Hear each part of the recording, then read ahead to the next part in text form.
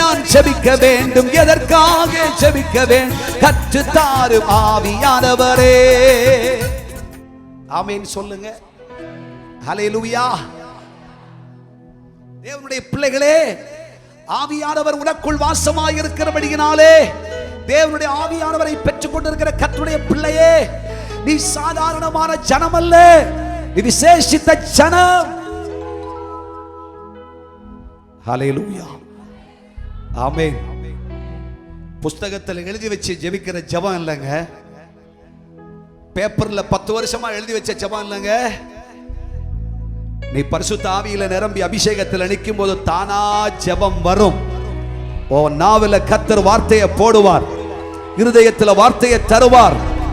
நீ ஜெபிக்க நிற்கும் பொழுது வார்த்தை வந்து சேரும், வசனம் வந்து சேரும், வாக்குத்தத்தம் வந்து சேரும்.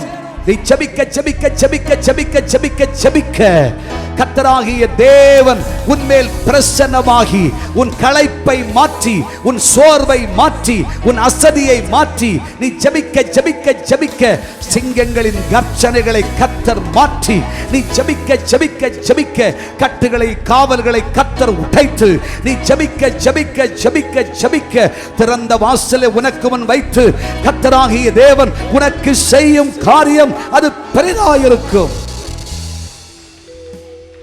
ஆமென். ஹல்லேலூயா.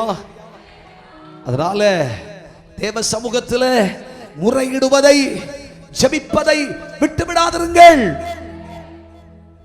என்னைக்கு காலையில எழுந்து, அதிகாலையில எழுந்து 2 கையை தூக்கி ஆண்டவர் சமூகத்தில் ஜெபி. ஹல்லேலூயா.